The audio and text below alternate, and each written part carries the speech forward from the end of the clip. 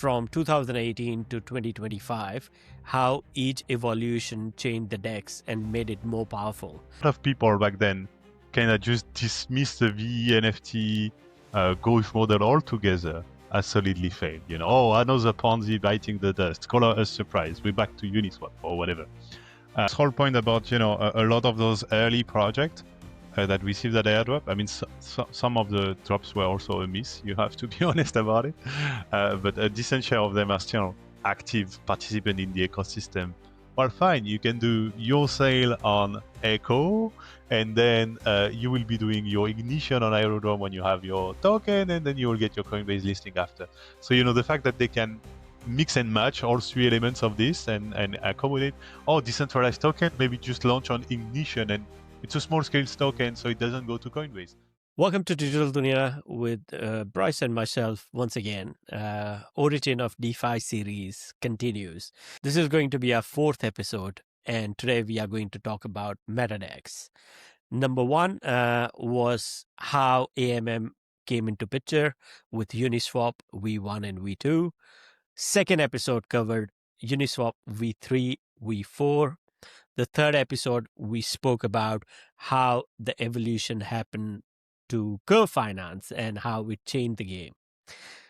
As we come here on the fourth episode, we are going to talk about MetaDEX.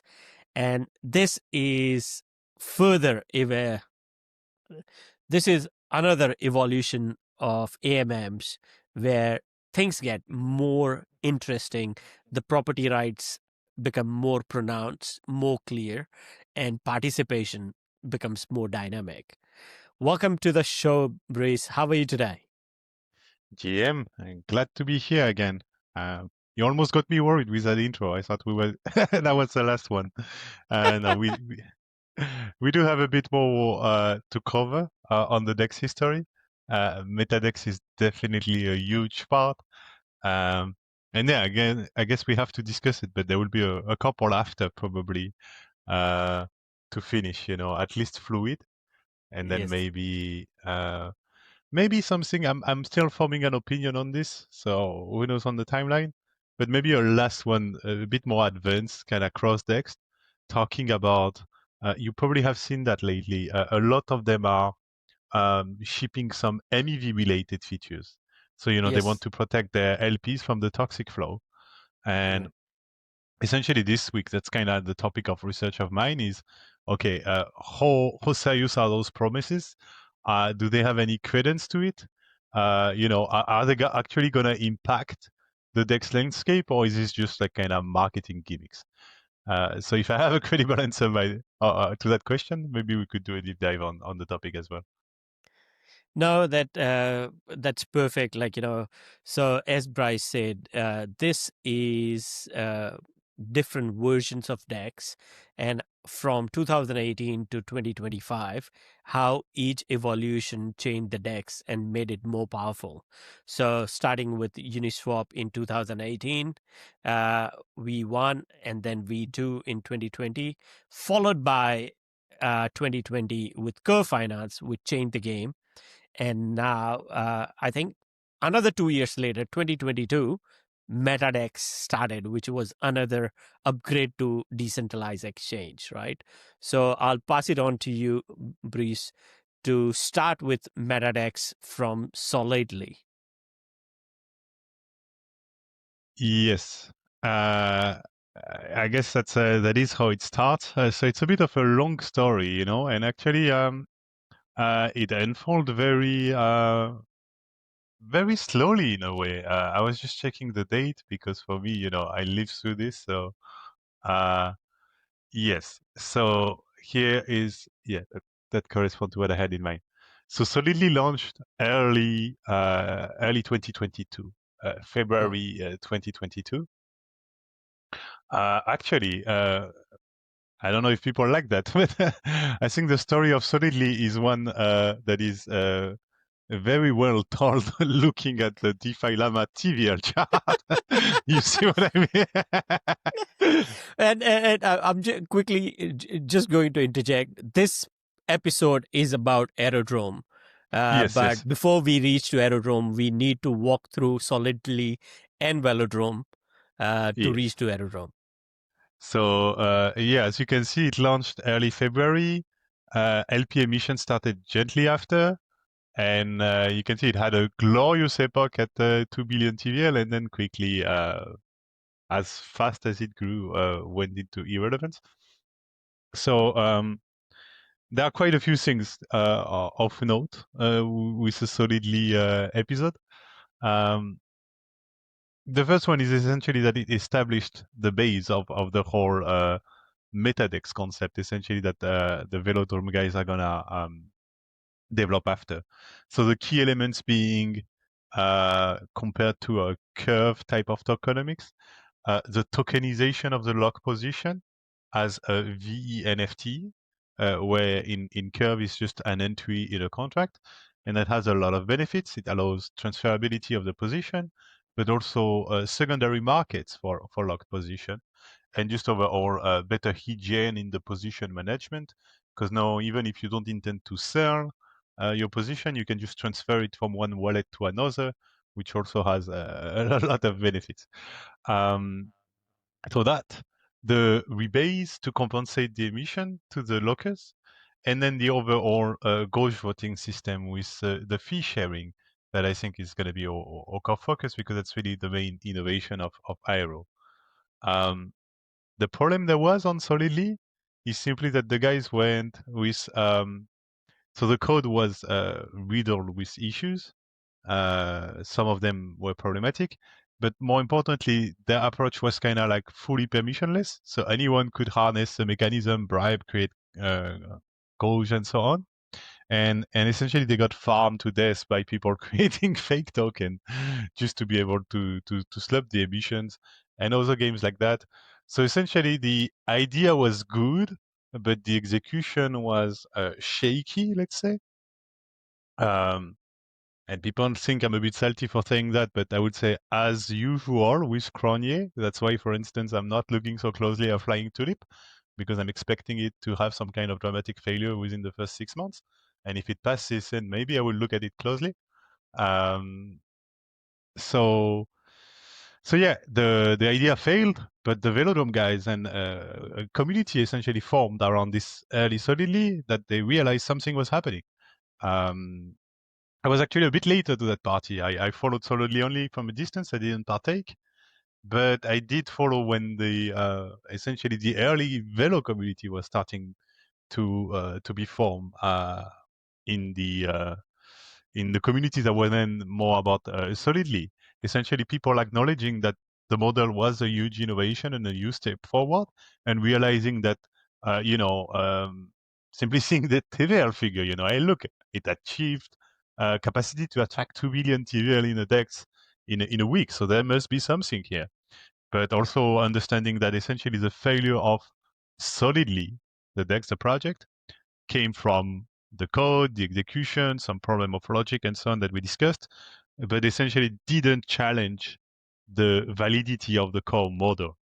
And that was that wasn't evident then. I guess that's kudos that needs to be given to the Velodrome guys for seeing that, because a lot of people back then kind of just dismissed the VE NFT Gauge model altogether as solidly failed. Oh, another Ponzi biting the dust. Call us surprise. We're back to Uniswap or whatever. Um, so yeah, that's kind of the context intro story, I think. And that leads us to, they were actually pretty quick, because a Velodrome first version comes like 4 5 months after, in June of the same year. Before we go to Velodrome and dig into that, right, because that's the most interesting story, I want to give a moment to Andre Crony, right? I personally think he is one of the most brilliant mind in the ecosystem, right? With Yun Finance, what he set up, and then to be able to pull something like Solidly, as we saw within weeks, to attract more than $2 billion worth of TVL. Even though with its flaws, as we see in TVL dropping off in weeks again, but I see a spark in him, and I wanted to highlight him and passing on to you to if you want to make any comment on him and his contribution as we move forward to Velodrome. Oh yeah, I mean, he doesn't like my view of him. That is for certain because he blocked me on Twitter. Uh, but actually, for DL research, we wrote an article together about him called. I kind of liked it. We called it "The Curse of Cronje." Uh, and essentially the base thinking of that article, and I still stand by it to this day, is like a genius builder, no problem, at the core of some ideas critical to DeFi. I will never argue against that. But also a guy that found himself very close to countless of projects that failed dramatically, potentially because of insider attacks or very purposely badly designed code, or I don't know. But at this point, the question of the intention cannot be scooped off of the table. You know, to put it another way, you find yourself in close proximity to a dubious project once. It's DeFi. Maybe you talk to the wrong person and that happened quickly. Twice, real bad luck, bro, but that could happen also. 3 times, I'm starting to be suspicious. When we're at number 6 or 7, it's hard to defend your intention at this point. That's kind of how I see it, but I understand it's not consensual. I just, I guess my reading is if I had his reach, I would be so much more responsible with who I associate with. And my Mm, confusion comes from the fact that he's not doing that at all. mm. And very balanced approach, right? So what you mentioned after what I said, right? So nothing can take away from the brilliant mind that he is and the kind of impact he has had with DeFi. But on the flip side, as Breeze mentioned, right, there are a few challenges that we also need to acknowledge. And in this space, we are very easy to worship or God worship people, and to our own detriment. Like, that's what ends up killing some really good communities. So without dwelling further into it, uh, from Solidly, we find Velodrome. The team from the community built Velodrome on Optimism, and I think they launched in June or July of 2022. So not that long after Solidly. Yep. And you can see here the growth of Velodrome V1. So don't panic for what happened in July 2023. Yes, it's just a migration to Velodrome V2. I put only the chart of Velodrome V1 here, so we could see a bit of kind of zoom in on the early days. So actually, let's do that because it's not so interesting to see what happens once it migrate to V2. But we can see that the start, was okay, but not too crazy. And really, what started the excitation is this first OP grant that allowed to bump the TVL quite sizably and start to demonstrate the model more seriously. It also leads to some people saying, "Oh, this is a project that is carried over by Optimism and Base and blah blah blah. The model doesn't work on its own, things like that." Um, yes, so that's early develop. Early develop. Let me see what I remember. Yes, important things are how the token launched. So there were no VCs in Velodrome. That's an important point. But also another thing that is sometimes forgotten. So yeah, one of the key things they did at launch was this protocol airdrop. So essentially, what happened is they looked at the optimism ecosystem of Zen. So which projects were actually active on Optimism, and that doesn't necessarily mean the Optimism native project. There were a decent, there were some of pure Optimism plays, but there were also a decent amount of mainnet projects doing some stuff on Optimism some way or another. So for instance, part of that initial drop was the synthetics protocol, because back then synthetics was what were they doing? I think the protocol was available on Optimism. If not the Yes, protocol, at least SUSD, probably both, probably the protocol and SUSD. And so yes, they had both. a question of liquidity essentially on SUSD. They needed liquidity there. Um, then Beefy, like various kinds of protocol that were active on Optimism. Fun fact is um, I guess it's a bit of trivia, but it's worth it. Essentially, Liquidity was also part of that drop. So received Yes. an initial Velo NFT. It took a bit of conversations, let's say, but essentially the killer argument for us came because of synthetics. So I gotta extend a forever thank you to the synthetics team, because as I was saying, SUSD was available on Optimism and had Mm. some peg problem to the upside, if I'm not mistaken, back then, or I'm not sure, maybe downside. Anyway, so what they did is they did some kind of maybe downside. They did some kind of backing mechanism with LUSD. So you could essentially redeem SUSD for USD and then enable to defend the peg of SUSD.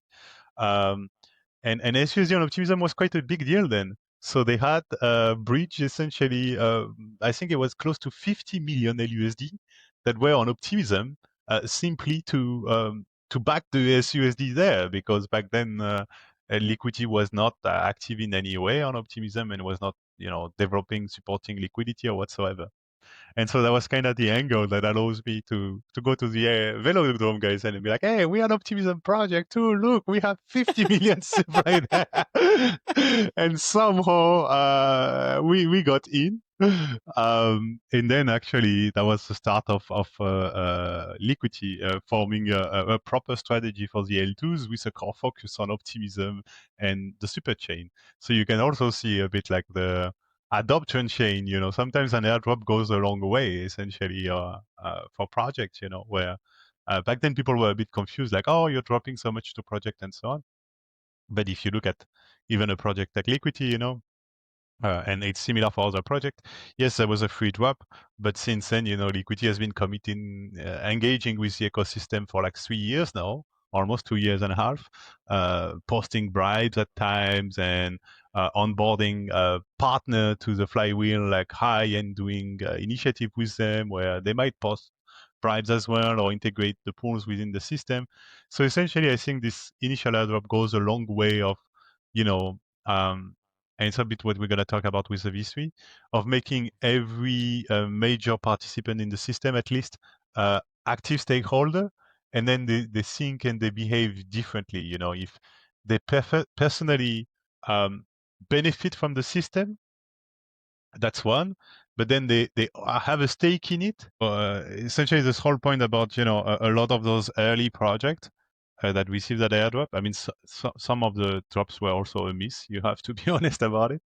But a decent share of them are still active participant in the ecosystem 2 years and a half later.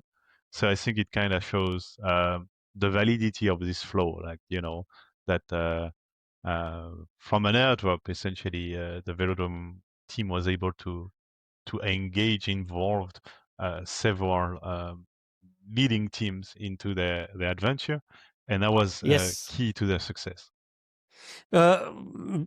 Breeze, three trivia from my side. They also gave airdrop to mainnet, as you rightly said. Curve Convex was one of them. And I also, like you, didn't participate in Solidly, but I was observing from sidelines. And when the TVL went down, I was like, yeah, there you go. That was a good choice not to participate. But because of Curve and Convex, right, it came into my focus when Velodrome was launched. The second trivia, I'm not sure, you probably know already, but Synthetics is another Australian team. Right. So we've got Michael Agroff in Melbourne. I think Synthetic is based. Those boys are based in Sydney, if I'm not wrong. Um, so that was a cool connection I had to bring in. I couldn't leave it out from a trivia point. And now, as you showed the chart on DeFi Llama, 2023 in July, when Velodrome migrated to this V2 version, is actually around that time, August of 2023, Aerodrome launched on base. And again, they followed the same pattern of no VCs, airdrops. I'll pass it on to you to dive more into it. Before we get to Aero, let me just double think to make sure we're not speed running too much. We did mention the grant. There was a bit of an unlock moment. Yeah, maybe just to the point that I was making just a second ago. I wanted to show you. So you know this website maybe it's not so up to date, but it's still a good resource to have a. Don't use it as like specific. Here are all the top holders and they all identify and whatsoever. But if you want to have an idea of who's owning lock token in a given governance, DeFiWars.xyz is pretty good. So this is the, I will show you actually. So on the homepage, you'll find all the wars. We can go check Aero after. But here we're just in the Velodrome wars. And that's essentially the top holders of VE Velo. But just to my point, I wanted to show you that some of the top recipients of the airdrop are amongst the top holders today. And essentially that means they worked hard for it because, there's been 2.5 years of activity of new Three and a entrants and half so on. years. 3.5. Yeah, actually, sorry. Woohoo. Yes, it's Velo. So they fought for their spot, and so I'm thinking Optimism, Millennium Club, Inverse, Synthetics, Alchemics, Lyra and Stargate. I think all of these were in Tarot and Yearn. All of these were part of the initial drop, as well as Thales and Liquidity. That then the position was forwarded to DeFi Collective, but you find them all here, still in the top 20 something holders. So yeah, that's an important factor. So yeah, Brice, just to before we move ahead, this is to validate. I'm just recapping it that all the airdrops that were given to the protocols 3.5 years ago are still active and making their worth felt to the Velodrome network by still holding and participating in the project. I think that's what you were trying to say. Is that right? yes. I don't know if I would be as ambitious as saying all the airdrops because I think again there's been a few hit and miss in the list initial, but most of them, and it did work pretty well as an activation strategy. Perfect. Ah. That's good. Let's move on to Aerodrome, the most shining light in last 2.5 years. I can't help, right? They are on base. Base has been shining for nearly 2 years, 2.5 years, and the biggest star in base galaxy is Aerodrome. Yes, for sure. So let's have a look. So it gets a bit more tricky here because essentially at the same time that they released, around the same time they released Aerodrome is when they released the V2 migration of Velo as well. So this is on the Velo chart, but now let's look at Aero. So July 23 is the V2 of Velo, and you see Aerodrome comes into the wake. So essentially, Aerodrome never knew V1 of the MetaDEX, as they call it. They went straight to the V2. So yeah, that's for the early Aero, and you can see that there was a bit of a quiet period until early year of 2024. Essentially, this is also when pretty much tracks the token, So you have to keep in mind, I'm going to disgust some people here. Please don't hate me.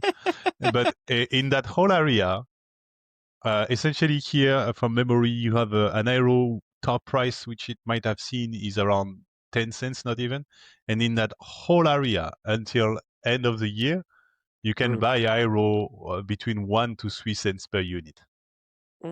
To be fair, if my memory serves me right, that would have been around 2 to 10 cents or 2 to 8 cents was the range. I think we spoke around that point of time. I think, if I'm not wrong, in November is when we spoke about it. Yes.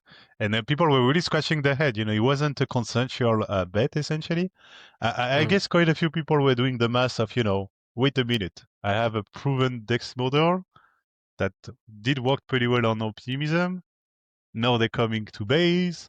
Maybe I have some generous assumption for the growth of Base because Coinbase is behind it. So essentially, I can position myself on a growing L2, on the growing DEX of a growing L2. That was kind of the trade. but it was really non-consensual. Again, I was mentioning the price.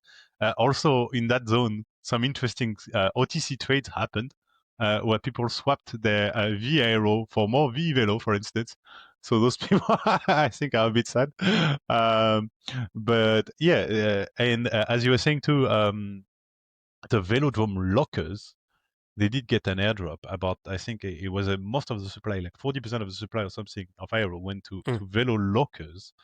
Yes. So a lot of lockers got exposure this way Mm.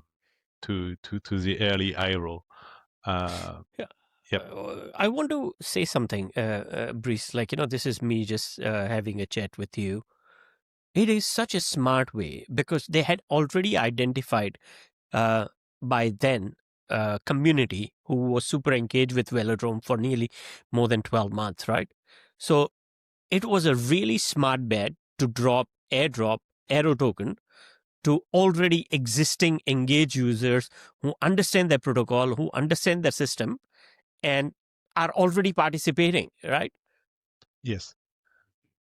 And I mean, it was smart from a marketing sense, but also kind of makes sense from an ethical sense. I want to say, we were saying that they had no VC, so who Mm, funded that project? Essentially, the early people who engaged with Velodrome, who bought Velo, who provided liquidity, who locked Velo, and so on. And so those people, they funded the development of MetaDEX V2, which was mm. shipped to Velodrome, but then there was also the base of Aerodrome. So, not airdropping Velo lockers when you shipped Aerodrome would have been kind of disregarding your Early financials, essentially. contributors. Yes. Yeah. So that's one thing.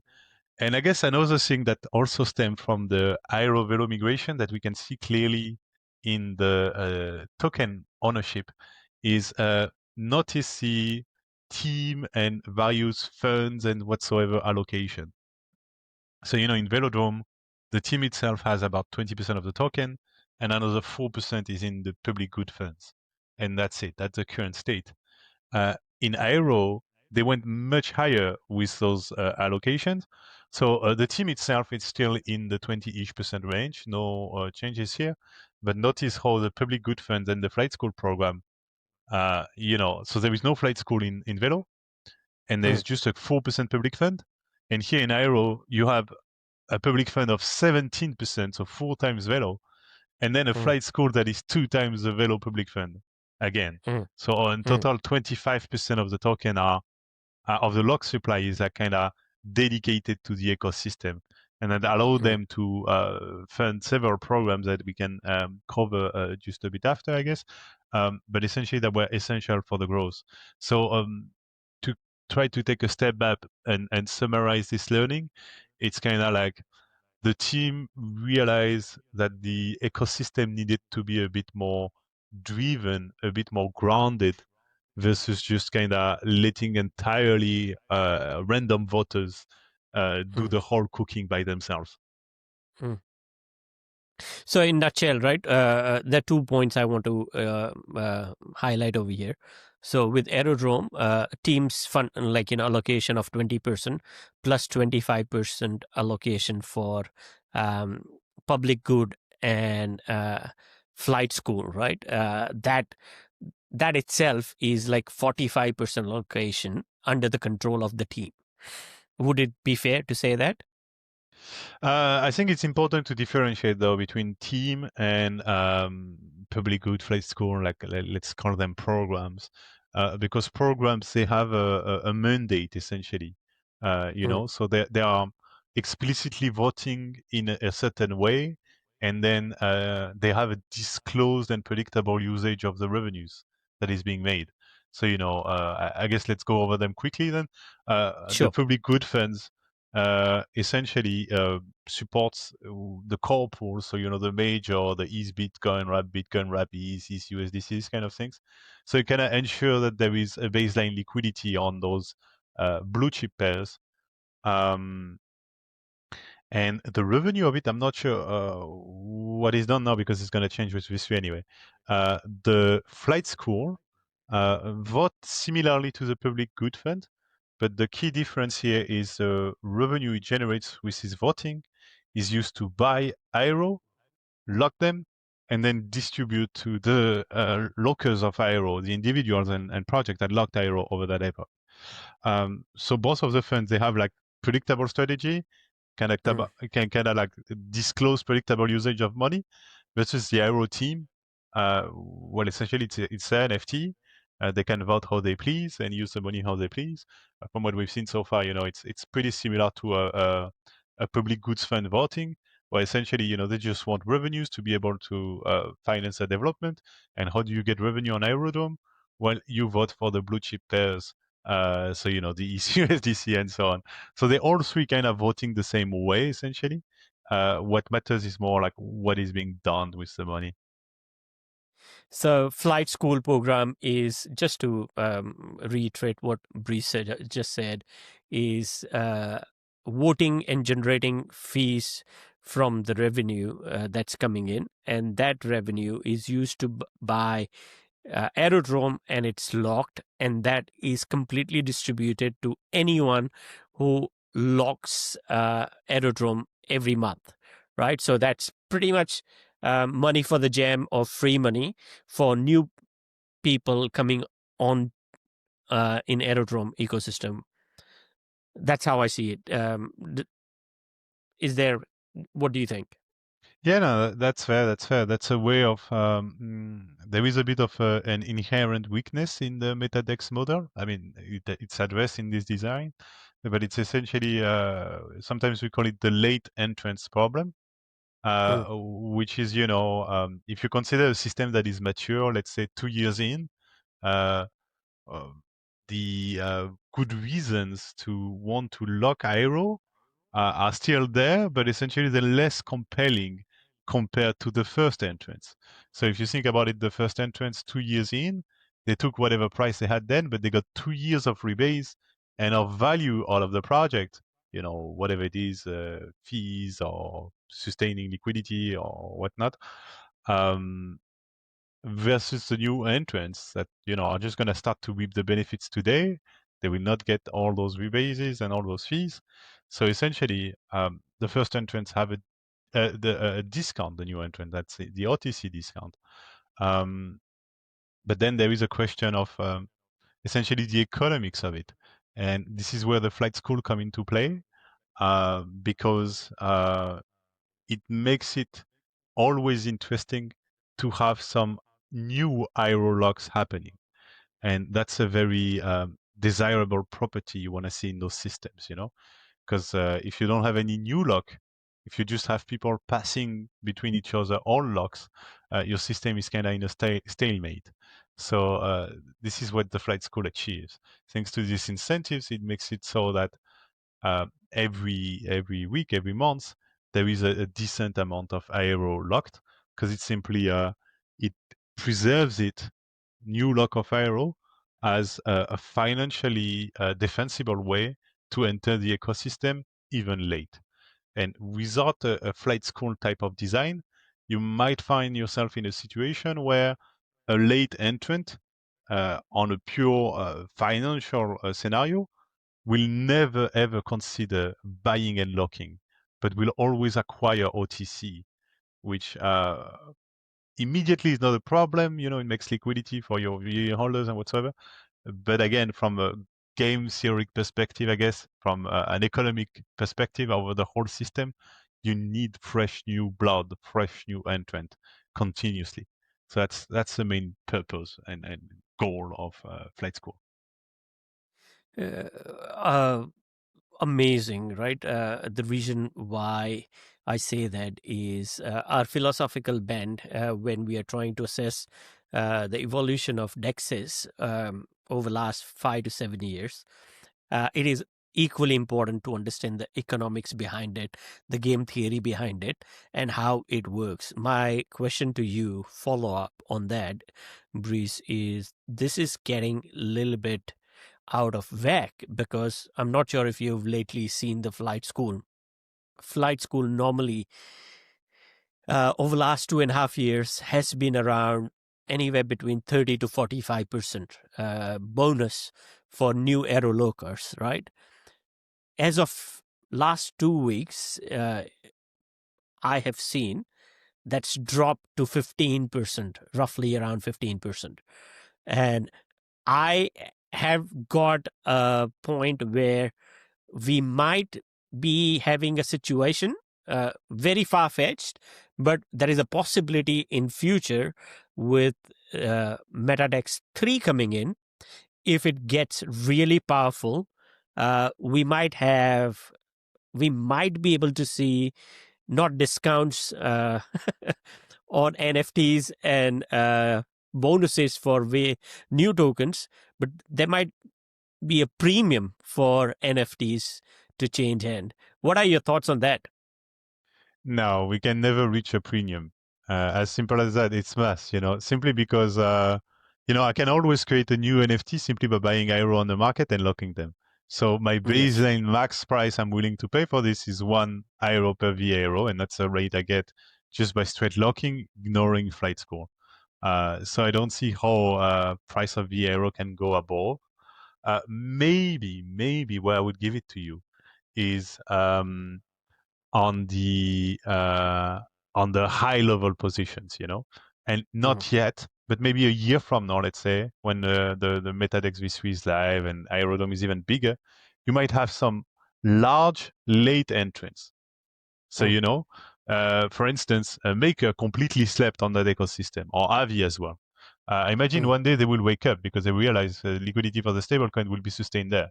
Except Mm. when Maker or Avi enter a game, they're not looking to purchase 100k Aero, they will be looking like, hey, okay, who can sell me a position of 5 million V Aero or whatever, if they actually take the game seriously and they don't go like, oh, let's put 100k, see what happens, and so on. That is when you could see a premium. Because again, look at this. Who is going to sell them a 5 million Aero position? Well, Exactly. essentially, you have like what 4 or 5 candidates in that list. So maybe some of them will never sell because their project they need it. Like Tarot, I imagine they're doing something with it, or Klima. They can't really be like, hey, okay, no, we're gonna close shop and sell you the NFT. So that leaves them with like this forced seller guy and those two Velomaster and this address that we don't know that doesn't have an ENS.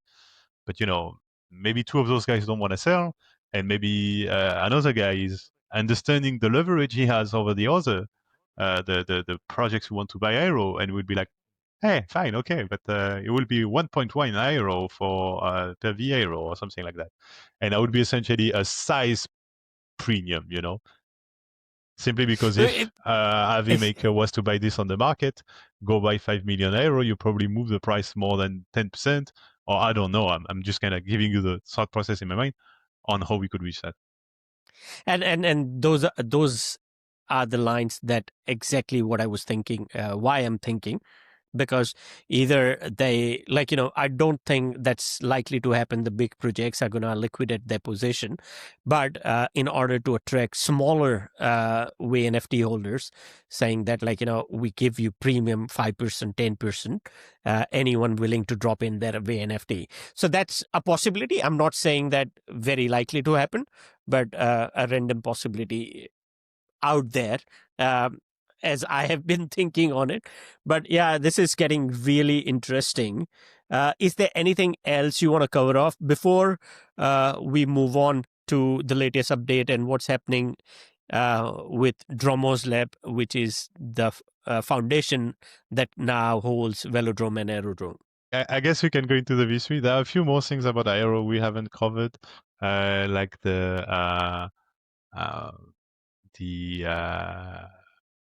the community launch ignition program, and maybe the ecosystem, the tooling that there is around. So I don't know if you want to touch on that before we wrap up on the V3. No, I think it's important we do that. Just if you can start off with what we won with Velo was, because V2 on Velo and Aero is the same, and V3 is going to be Yes. same again. Yes, so V2 came with quite a few improvements on like the accounting mechanics and so on, not so interesting for users. Um, I guess where it becomes more interesting is it set up the stage for what they call Slipstream, which is essentially Velo Aero's implementation of concentrated liquidity. And Mm. here there were quite a few challenges. because it's not just a matter of making the liquidity structure available, so enabling LP to provide liquidity as CL, but there was also a whole track of essentially making the emission model of Velo Aero working with CL. And there were some adjustments needed to avoid situation like we saw in early CL liquidity mining, like on Uniswap, where essentially some large players were able to a bit game the distribution algorithm and and get most of the emission to themselves without providing that much effective liquidity. Um, so yeah, they worked on that and they shipped Slipstream. So I think Slipstream actually came out a few weeks, months after the V2 release itself, the first Slipstream pools. Um, that's the thing. And then there were quite a few changes also in terms of elements that enable core pieces of infrastructure we're seeing today. So, for instance, the relays. Oh, I don't have anything. Oh, yeah, I do have one in a relay here. I can show you. But relays are essentially like on-chain voting strategy. So they enable the holders of VE Aero and VE Velo to essentially, I guess a simple way to describe it would be to delegate the management of their position to another entity, so to that relay contract. And usually it's project doing their own relay. So you see here Moonwell, Lido, SFI, and so on. So, just to clarify for our listeners, so relay is more of an automation Yes. via delegation. So you Yes. don't have to vote every week, and your rewards are compounded in one particular token. So you can come back at any point of time, 1 week, 10 weeks, 5 weeks, 6 months later, and just withdraw the rewards in whichever particular token that you have chosen to relay in. Would that be right? Yeah, that would be right. I think the idea of delegation is also important because projects will also use it as a way of like, hey, essentially you can delegate your VARO to the projects that you want to support simply by depositing them into their relay, and now you Hmm. give them access to your voting power, and they can move it every week if they need to be. So that's a cool thing about it, but still kind of in line with what you know the project perspective. So for instance, here I'm showing on this address, I have a deposit into the V Aero relay of Luchador. Um, and that's a way for me to give away my voting power of that position to the Lucha treasury. And then I know that they will mobilize it to essentially optimize the strategy on Aerodrome on the various pools. But I don't, they don't need to ping me, hey, Bryce, move your vote from Rapis Lucha to Ball Lucha this week because we're doing this or that. No, they just have access to my voting power and they can do it. Um, so that's a pretty cool thing for vote management and yeah, automations for the VE holders. And also maybe worth mentioning the biggest relay is also simply this, and it's really huge, 27 million euro in there. Is Yes. really this V Aero Maxi, and Yes. essentially it's just voting in a dollar maximization way. So it's just looking at how much fees it can generate from the voting activity. Thank you, Brice, for showing how relay works. Now, I know we are conscious of time, but I'm comfortable because I think the next two topics are really powerful and we need to do proper justice to that. So, I'm going to throw back at you Ignition, which is a cool way to launch a token on Aerodrome, which actually started in September, right? So back to you. What do you think about token ignition on Aerodrome? Yeah, it's essentially Aero going after the token launch stack, and along with what's more interesting here is the connection with Coinbase after. So it's a full flow where uh, price discovery and early liquidity of the token can be built on chain, but with the perspective that then the token, once it has a baseline of on chain liquidity, will be promptly added to Coinbase as well. And so it's kind of a full suite to handle the launches. There's been like 3 so far, so it's rolling out gently. but it's definitely it's an important item for a DEX. Eventually, when a DEX is successful, they're looking at new sources of volume, new sources of fees, and so that means, of course, onboarding existing projects that are, uh, could migrate the liquidity to Aerodrome. But eventually, it's also a question of growing your own market. Like, how can you bring more projects on that ecosystem? And so the launchpad element is an important dimension here for sure. It's a bit early to 3 launches. We don't have so much market data, but so far in terms of achieving liquidity pretty fast, it's doing a good job. All the launches have been a success in that regard. They are about a few millions of liquidity within a week of the ignition. Then of course the price action can differ, but it's not necessarily the relationship between the launch mechanism and the price action is not as clear, let's say. It's so fascinating because I've been keeping a close eye on all three of them. I've started writing on comparison on how the moving parts impact. So I'm not sure if you had a chance, or for our viewers, I might drop in the description 2 articles. Actually, I've done 3 articles, one on syndicate launch, two on the second Litkey one. The checks one I have yet to do, because I find it really fascinating. I'm actually trying to learn in public, put my neck out saying that this is what I'm observing. If I'm missing something, please help me.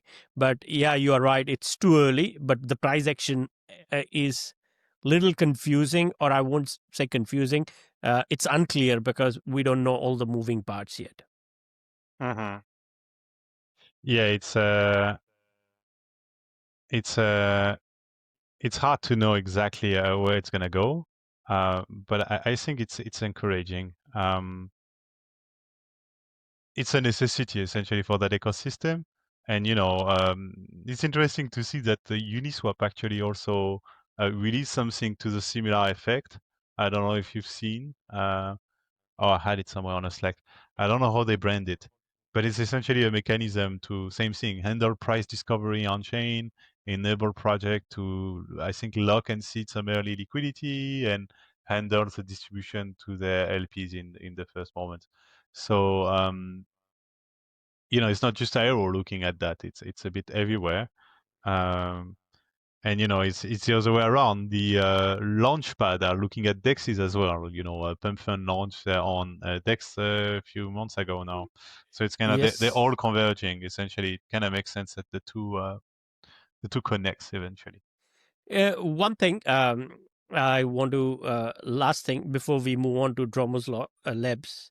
Before we move on to Dromas Labs, and I'll give it back to you. A quick question: uh, do you see with Coinbase acquiring of Echo, another launchpad, Aerodrome having ignition, Pump.fun, and there are zillion of other launchpad, right? Uh, do you see few top heavy players taking it all, Oh or yeah. do you see all of them being able to play the game in different parts of the corner? No, I think an integrated experience will take it all. You had actually some interesting solutions for doing this properly decentralized on chain. Um, Oh, I have a blank. Maybe Constitution, Juicebox. The solution that was Yes, used by Constitution DAO, which yes, was a decent yes. scale project.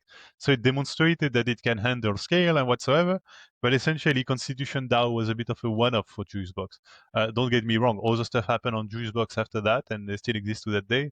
But nothing of the scale of Constitution DAO. Uh, so yeah, I guess my point with this is, I think where it seems to be heading is this all-in-one integrated full scope, and that's why I'm seeing it forming around Aerodrome Coinbase, where essentially you have everything. You have the on-chain component with the Aerodrome ignition. You have the sex trading delivery of the token post the on-chain with Coinbase. And now, as you were highlighting with Echo, you also have the I want to say the investment in your token with contract and so on, KYC and blah, blah, blah. So I think with the whole stack, essentially Coinbase could accommodate any project. You're a pure grassroots project, no VC, no investment, launching purely on chain. Fine, you jump straight to ignition and you're ready to go because you don't need money. Or you are more like big, I don't know what, the next L2 or a big fat project that everybody's getting excited about and talked about for months before shipping. Well, fine, you can do your sale on Echo, and then you will be doing your ignition on Aerodrome when you have your token, and then you will get your Coinbase listing after. So the fact that they can mix and match all three elements of this and accommodate, decentralized token, maybe just launch on ignition, and it's a small scale token, so it doesn't go to Coinbase. Another decentralized launch on ignition, but it's actually massive, getting lots of volume, and boom, gets added to Coinbase. So it's like you can do either three of them or only one, or one then the other then the other. It's very flexible and can accommodate uh, most/all of the token situations. So this is why I think there is a lot of merit in there. I agree, and I'm open-minded. I'm not sure where there will be dominant players. Coinbase and Aero looking very strong, but if we look at Solana, Virtuals, and many other launch pads, right? So I'm still not sure how the flows move in 2 years from now, but it's definitely going to be super exciting, and we are going to be watching this space.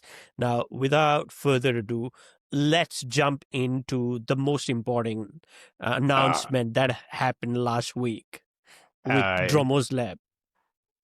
you're The torturing me foundation a bit. behind 5 minutes. This is what we got. Hi. Yes. Go for it. Go for it, sir. Nada, you can take as long as you want. I'm not going Ah. anywhere. Dromas Lab. Yes, so they had their big, big event. I think it's important to note also the format because it's a bit new for us in crypto. It was literally a keynote, like Apple style. I followed it from A to Z. I'd say the total event was about 5 5 hours. hours. Yeah, okay. Yes. It was long. It I was long. we should change the name of the show as Twins Gemini, because we seem to be following the same pattern. Yes, so I was following and kind of like live streaming on it, reporting with friends and so on. But yeah, big scale event in New York, 5 hours, like I don't know, 2 hours, 1 hour lunch break, 2 hours, something like that, the distribution. And essentially, they spent an hour telling us the story of Aerodrome. And it wasn't an interesting. The whole event was interesting. I wasn't bored for the 5 hours, but I think the first actual announcement came about 1 hour, 1 hour, 30 minutes in. So to give you an idea, so really like think Apple keynote format, and yeah, whatever. So what has been announced? Some of it has been anticipated by yours Mm. truly, so I was glad about this. Uh, of course, essentially the Velo getting bought out by Aerodrome. So they're unifying the whole ecosystem under the Aerodrome token based on revenues generated by each project to calculate the share of the new Aero that will be given to each holders. Um, that's one. They're going cross-chain with a cross-chain solution, a hyperlane that they built into the product, and essentially that allows them to do swap and bridge at the same time. Um, that's another big thing. Um, Another thing that I think people probably the most misunderstood point about this event, and one of the most misunderstood point about Velo and Aero, we didn't touch on it so well, so I'm going to give it justice a bit more, is an element we didn't touch at all is the user interface of those decks, and essentially how they build, how they delivered. So there are a few situations to consider. The base swapping interface is very basic, and you think a Uniswap fork, anyone can ship and host that. That's not a problem. Where it's more problematic is when it comes to when you have a more complex decks like Velodrome and Aerodrome. You have all these data about the yields for the LP, the voting data, the interactions with your voting position, and so on. So all of this is entirely on-chain with no centralized service dependencies for Aerodrome and Velodrome. That's the case since first version. Um, But with this new version, they're bringing the analytics as well, and they're doing a whole push on the UI. And I think there is a bit of two goals here. One is to become this DeFi super app. So, it goes with the feature they're adding, the fact that you can swap on any chain and bridge and so on. So they, I think, really wants to become this new bunger or bunger. Jumper or bunch. uh, so, this place that essentially you're thinking, oh, I need this token. Okay, I go there. And I know that they will have the route for me and I don't need to compare 20 things. That, but also another angle for this UI focus that I didn't necessarily see before or understood at least is they really explicited it as like, um, essentially a kind of precondition for being able to service ideally institutional grade customers. So, of course, those guys, they are worrying about other things as well, like, uptime, slippage on the trade, yields and whatsoever, but things they're already working on. But they really like explicitly said so that it was also one of the factors for the UI push is to deliver institutional grade product that has no downtime, no dependency, no sorry, I don't know, Open Graph is dead today, so we can process CLP data, or AWS is not working, so you will not get your yield estimation for voting, or I don't know what kind of situation can emerge with those dependencies. Then there are a few other things just to finish the shopping list, and then we can dive. What do I have? I have yes. There's this new mechanism I mentioned about capturing the MEV for the LPs. And so essentially, it's ways to avoid the toxic flow. It's also based on another change that is coming, which is this dynamic fees that are volume aware. So this is going to be really interesting because it's really like a convergence of both models, of the Uniswap school on one end and the Velodrome school on the other end. So far, the Velodrome school was like, hey, we're going to give you LPs predictable revenues, we slap your fees. And Uniswap is like, hey, no, the token is useless, but you get fees. And essentially, this new model would kind of adjust for the both, because the main downside people can say with the current Aerodrome model is that it ends up overpaying LPs in certain situations, where with this new model, essentially those incentives to LP will adjust according to the volume. So if you have a situation of oversizing, the emissions will progressively decrease and resize the pool compared to its volume. So it simply allows better, more dynamic adjustment of the liquidity on the DEX and the liquidity to move around more smoothly. And there are a few other things, but I guess so. We talked about the merger, and I guess the other thing is two main other things. Then still on the UI, they're internalizing the whole stack. So they explicitly mentioned an autopilot type of product. It seems like they're doing more works on the relays, bot management, in augmenting the relays with more strategies that you can do with them. So essentially, everything Aero you're going to be able to do straight on the Aero website. There will be, as is currently, but with more feature, fully on-chain, uncensorable, and so on. And last but not least, the few things I mentioned before, the MEV, this autopilot, the OTC marketplace, and so on, and a few others are going to create new revenue streams when they're consolidating all those revenue streams into VARO.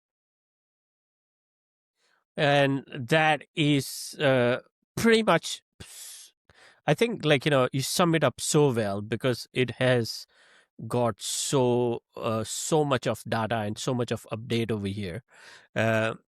If I'm just wanted to confirm two more things. The most important highlight for most of the people is they are coming to mainnet. Normally, people go from mainnet to layer 2s. This is first, in my understanding, where the scale has become so big that they are going from layer 2 to mainnet. So that's one. And the second thing is, as I understand, correct me if I'm wrong here, they're going across all EVM chains. Yes. So not only layer 2s, but it could be Avalanche, It could be Sonic. It could be any other layer one which is using Ethereum virtual machine. Yes, I think that's comes from the cross chain solution that they use that is just essentially EVM compatible. And maybe that's also something interesting to mention, but the solution, and I need to dig it further to understand it better. But they did mention in the talk that essentially it's using only native messaging of every chain it's interacting with. Mm, Um, so that means it's not relying on a framework like, Omni-chain fungible token or from Stargate or CCTP from Chainlink. They did mention that it will be compatible with the tokens emitted under those standards. Um, but so that'd be interesting to dig this part, and then may help you understand also what can be done or not be done with the solution, because a native messaging might mean that not all EVM chains have what they need to implement that, if you follow me, because I know that mm. I'm not deep enough to, you'll need to ask a dev, but I do know that the native messaging implementation has decent differences potentially between chains. I'm really not aware what's the scale of those difference on something like an avalanche. So that's why I Mm, wouldn't be able to tell you if you're gonna mm, do a swap and bridge to AVAX or not on Aerodrome in a few months. mm. So, as we come towards the end of this show, I want to give you the final word. Tell us 5 things for regular DeFi users to look out for, and how it will impact, um, how MetaDEX 3 will impact DeFi in general. Oh, I mean, yeah, I think the biggest impact of all of this ultimately would be probably Aerodrome coming to mainnet. Mm, I mean, all the others are also impactful, but this one is especially impactful because, again, it's not just Aerodrome coming, it's Aerodrome V3. So, it's like yes. they broke the game on base with the V2 against Uniswap V3, and probably there should be 4 on base. I'm not sure, but anyway. So what's coming to mainnet is better than what obliterated 70% to 30 Uniswap on base. So you can expect this to have some impact on the mainnet liquidity structure as well. And most importantly, project side, it will um, help not only reduce, but that would be a consequence, but make more predictable and more manageable the costs of sustaining liquidity. And so Mm, that by itself might enable um, some product or some project that are very liquidity sensitive, that essentially could painfully be built on mainnet before Aerodrome V3, if you follow me. So I will give you a concrete mm, example. I think that's better. Um, think prediction market, for instance. They're cool. mm, People are starting to like them. But what we're seeing with most of them, even the big one, is they have liquidity issues. It's really hard to attract sustained liquidity in size to enable people to do their prediction trade. And some of it is stemming from their own structure. They have those weird tokens that will instantly resolve potentially from 0 to 1 or 1 to 0. So that's quite a brutal change to accommodate in your system, but we can do this with liquidity pool. But essentially, my long story is, for instance, this may unlock prediction market potentially on mainnet, where you could envision some form of tapping into Aero to essentially build the liquidity for the prediction market itself on Aerodrome. Um, mm, and that would be pretty interesting. That would potentially mean a prediction market with less markets, because each will have to go through a process to get its gauge, incentives, and so on. But much more deep markets potentially. I don't know. I'm kind of just thinking out loud here. But other use cases like this that can be liquidity heavy, like derivatives for tokens and things like that, they might be enabled by that. And of course, another thing to keep in mind is on mainnet you have a lot of stablecoin issuers and liquid stake token. And so I think, of course, Aero's impact will be sizable in those two verticals, especially. So, what you're saying, and I'm also thinking on same line, is Uniswap, Curve, Finance are going to get some tough competition with MetaDEX 3 coming on mainnet. That's number one. Quickly, 30 seconds, point two. Okay, number two is I think if they play the card right, let's say within 1 year of launch, most of the bridging volume is actually going through Aerodrome. So it kind of like goes after Jumper or Bungees, like I was saying earlier, and essentially Yeah, because fulfill they, that role functionally.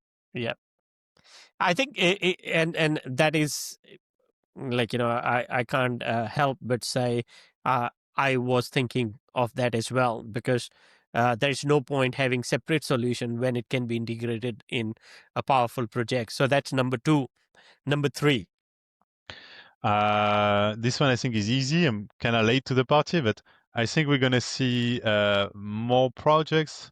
How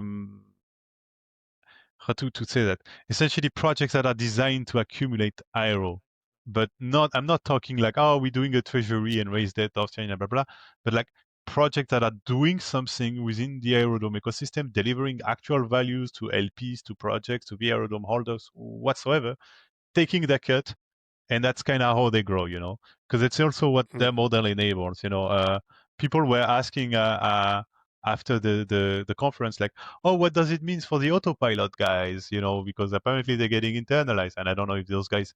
I imagine the Aerodrome guys would have chatted with them before. Maybe it was done collaboratively. I have no clue. I didn't have this discussion yet, but even assuming it's been done completely uncollaboratively. So Aerodrome developed their own solution, and the autopilot guys learned, like everybody else watching the stream, that they are going to be replaced and internalized in 6 months.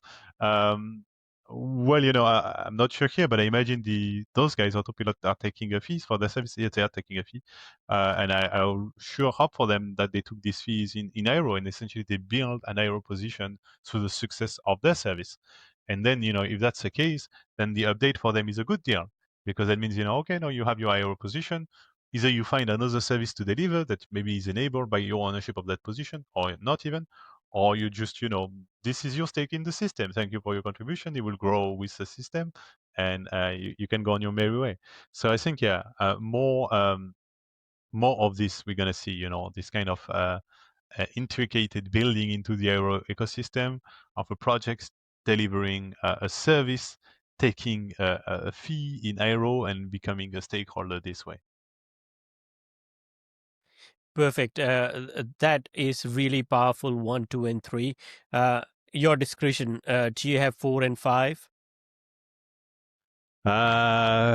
Okay, 4 could be about the volume. Overall, I think it's hard to give it a time frame because there is a lot of unknown. But let's say same thing within a year on launch, I'd say. You How to put it? They should be volume leader within a year on launch. Volume leader all chain, So that's a big jump from now. Because if you consider, actually, let me have a look at volume just to tell you, stable DEX The volume, volume on all mainnet chain. is, I think, 5 times more than what Base is processing currently. Yes. So like if you look at today, Uniswap is doing almost 3 billion all chains considered. Pancake 2, Fluid 600. Why is I wrote wrong? It's not in the volume total. What the?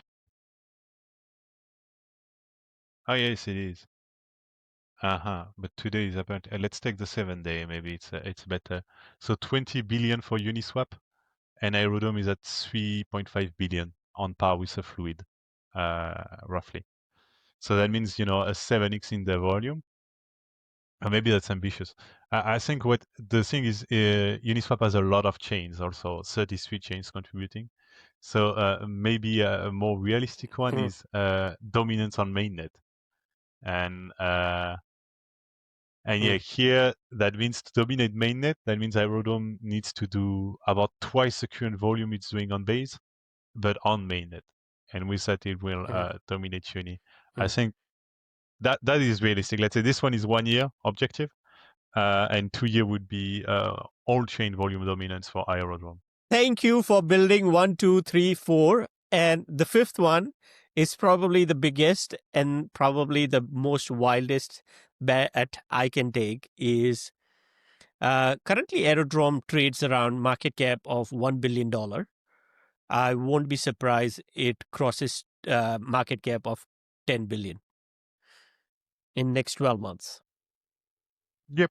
If condition 1, 2, 3, 4 happens, it is very likely that we'll have market cap of Aero crossing $10 billion. Mm-hmm. Yeah, and I really like this overall vision that developed in the conference as well. Went along the lines of, short version would be like to see Aero as a gas token for liquidity. I don't know if you caught this in the conference, but Yes, like, hey, you want to do something on Ethereum, you're gonna need this token to interact. Well, Aero is a bit of the same, except it's not dedicated to a chain. It's just your turnkey mechanism to unlock liquidity everywhere you go. And I think this vision has a lot of merit, proven on base already. But if it's indeed able to expand everywhere, then it has a lot of benefits for projects. You might even start to see, if we get to this stage, I think it's going to become almost standard, that projects is doing a raise. I don't know, they're raising 25 million to launch a stablecoin whatsoever. They're putting 5 million aside of those 25 to buy Aero because they know now they have liquidity capacity on all chains. So that's potent, that's not just, we committed to base and let's pray that everything goes well to base and then we're good. It's literally like, I don't care what happened. If there is a new shiny L2 that pops up and they want to do business together, I go talk to the Aerodrome guys, to the launch here, and now boom, I have capacity to direct liquidity on that L2 that didn't existed when I bought my Aero position. So it's like all chain liquidity is 1,000 times more potent than one chain liquidity, even if that chain is very active, very dynamic, very good like base. So I think that will be interesting. And as we wrap this up, one final disclaimer. All this is purely education and understanding purpose. Sorry. Everything that we said together is purely for educational purpose. Nothing here is financial advice. If you are making any decisions or any investment, you need to check out your closest financial advisor and do your own research. So on that beautiful note, Bryce, your final thought as we finish off our longest episode. I'm not surprised it happened on Aerodrome. Well, actually, it's more just of a shout out of content I did just a few days ago. I have my arena session every 2 weeks where we manage on-chain stuff with the audience. And this week I did a special where we deployed into vAero. So if you were interested with this conversation and want to know more about this side of things, of like managing a locked position of Aero, I put it for you in the chat. I don't know if you can put it in the video somewhere as a link, but I think that would be a good follow-up actually, because this goes into the details, the concrete, like, you're on chain, you want to buy a vAero, where do you go, what to consider versus the flight school bonus as we discussed versus a regular OTC market, and then what tools you use to manage your position and so on. We'll do that for sure, Bryce. Thanks. Once again, thank you for our watchers and listeners. We'll be coming back with episode number 5 on Fluid very shortly.